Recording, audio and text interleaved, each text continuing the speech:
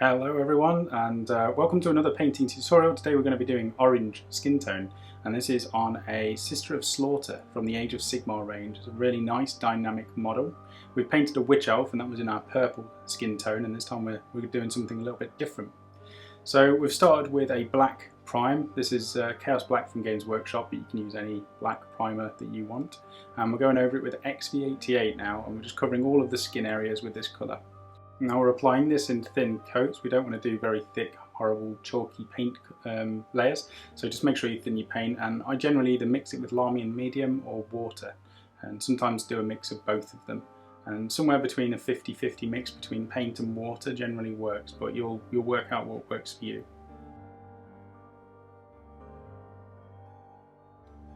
There are a lot of different flesh areas on here, and the rest of the model has been painted up as a premium tutorial on the website again. So if you've got a premium subscription, it's $2.99 a month. You'll get access to the full video which shows you how to paint the entire model.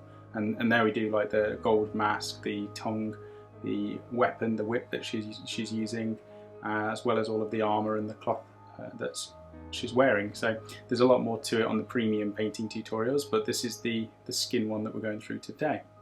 Another option is you could just, rather than start with a black primer, you could spray this with an airbrush. You could get this colour down much quicker, but then obviously you'd have to go back and paint all of the rest of the colours black or whichever colour before you start the rest.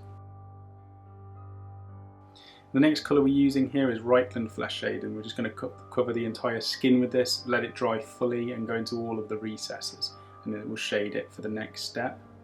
Main thing is try not to disturb the surface too much. Once you put the wash on there and you're happy with where it is, continue to put the wash on the rest of the skin. Do it all in one go, because if you go back to it afterwards and you've let it dry a little bit, you'll get nasty watermarks and it won't look right. So just make sure that whenever you're doing washes, you do it all in one step.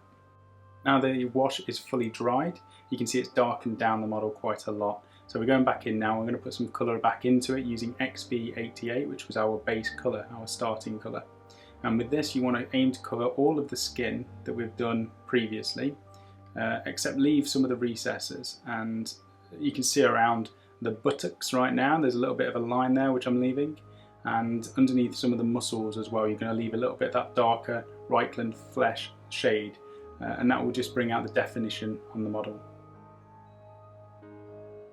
Same as before, you want to keep these layers as thin as you possibly can. You're much better off doing 3 layers for this rather than doing a heavy thick coat, or even 2 coats sometimes is a little bit too much. I'm using an artificer brush here as well. It's quite a small model with little bits of detail here and there, so just try and use a brush which is appropriate or something that you can paint with. If you're painting with quite a big brush, it's going to be difficult to paint some of these areas without going onto the recesses, and that's not what you want to do.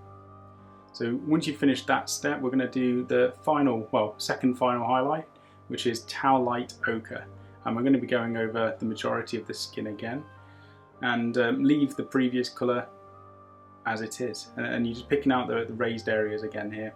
And what I like to do when I'm painting anything really is paint with the flow of wherever the part is that it's going. So this leg is going down, I'm painting my brush strokes down alongside the leg as well. And if there's any sort of brush strokes or texture that's going to be from that, it will be in the right direction, so it will look proper, it won't look out of order.